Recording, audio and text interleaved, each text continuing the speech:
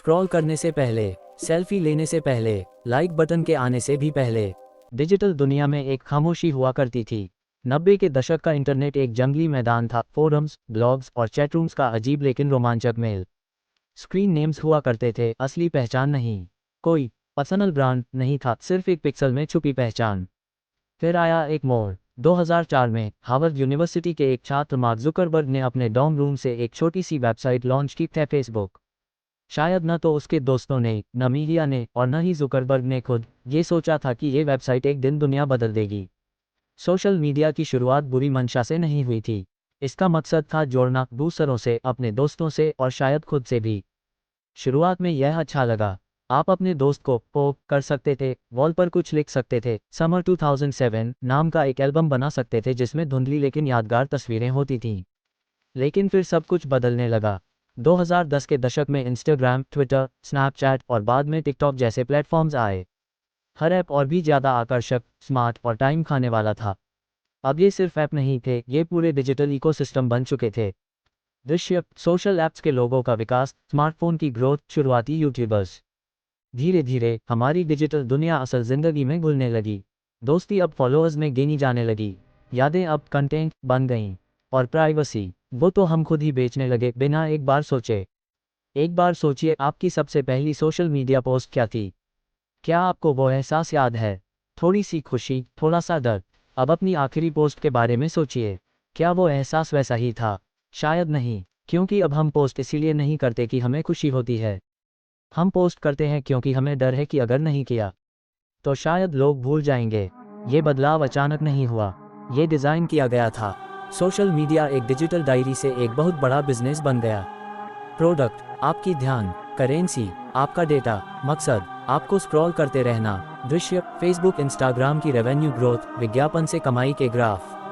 सिर्फ 20 सालों में हमने क्यूट कैट वीडियो से लेकर एक अटेंशन इकोनॉमी बना दी, जहां हर प्लेटफॉर्म, हर ब्रांड और हर क्रिएटर आपकी एक नज़र के लिए लड़ रहा है। और क्या आपने कभी गौर किया है कि आप दिन में कितनी बार अपना फ़ोन सिर्फ यूं ही अनलॉक करते हैं?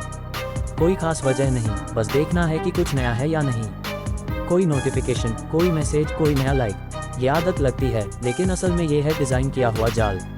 सोशल मीडिया ऐप्स इस तरह बनाए गए हैं कि वो आपके दिमाग की सबसे गहरी इच्छाओं को पहचानते हैं और फिर उसी पर वार करते हैं। हर बार जब कोई आपकी पोस्ट पर लाइक करता है, कोई कमेंट करता है या कोई आपकी स्टोरी देखता है, तब आपके दिमाग में एक छोटा सा इनाम मिलता है, डोपामीन। डोपामीन यानी वही केमिकल जो जुआ खेलने, शॉपिंग करने या ड्रग्स लेने के बाद भी रिलीज होता है। सोशल मीडिया कंपनियों ने इस न्यूरोलॉजिकल रिस्पॉन्स को समझा और फिर उसे अपने फ़ायदे के लिए इस्तेमाल किया। अब सोचिए, हर बार जब आप स्क्रॉल करते हैं और आपको कुछ नया, कुछ चौंकाने वाला या कुछ मज़ेदार दिखता है, तो आप और नीचे स्क्रॉल करते हैं। आप सोचते हैं अगली पोस्ट शायद और बेहतर हो, और ये सिलसिला चलता जाता है क्योंकि आपका दिमाग आपको कहता है, एक और बार देख लो, क्या पता कुछ और अच्छा मिल जाए।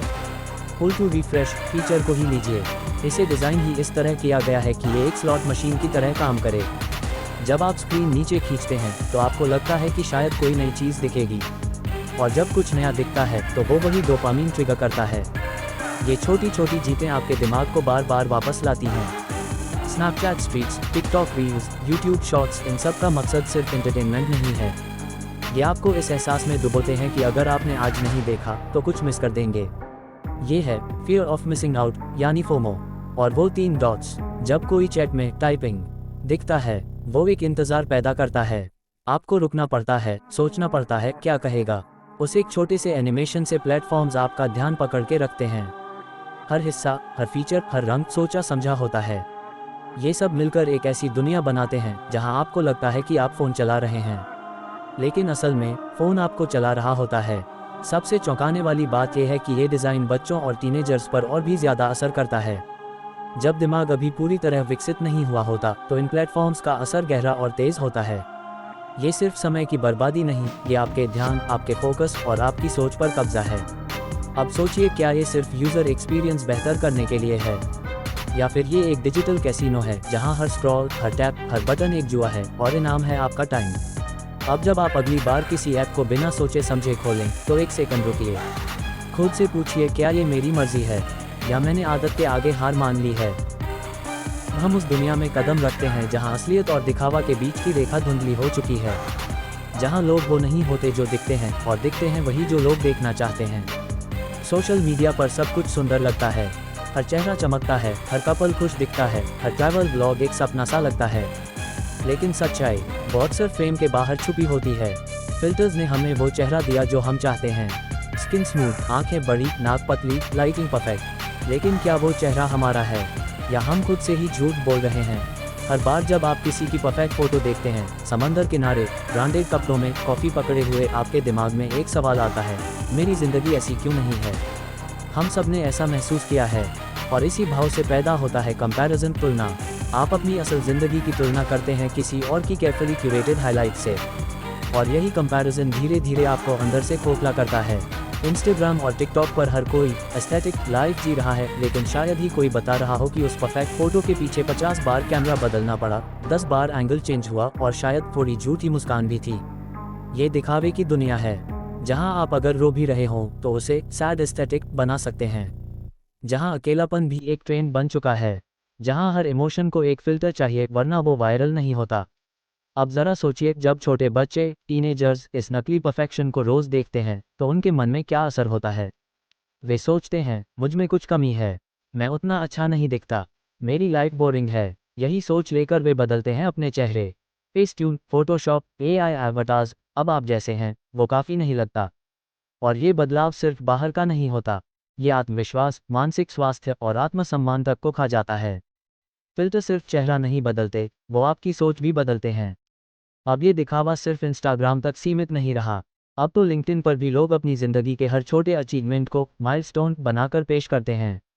कोई अपनी कंपनी की फ़ोटो लगाता है, कोई हर हफ्ते ग्रैटिट्यूड पोस्ट करता है। ये सब मिलकर एक ऐसी दुनिया बनाते हैं जहां अगर आप अपनी सच्चाई दिखाते हैं तो आपको लगता है आप पीछे रह गए। लेकिन सच्चाई यही है कि ये सब एडिटेड रियलिटी है, और जो असली है वो अक्सर दिखता नहीं क्योंकि उसे पोस्ट नहीं किया जाता। अब ज़रा रुकिए, अगली बार जब आप स्क्रॉल करें, किसी इन्फ्लुएंसर की पोस्ट देखें या किसी दोस्त की परफेक्ट लाइफ का स्नैपशॉट, तो खुद से पूछिए, क्या ये सब वैसा ही है जैसा दिखता है, या फिर ये भी सिर्फ एक इल्यूजन है जो दिखता है, बिकता है और हमें धीरे धीरे असलियत से दूर ले जाता है। अब बात करते हैं उस प्यास की जो आज की सोशल मीडिया दुनिया की सबसे बड़ी भूख बन चुकी है, वायरल होने की प्यास।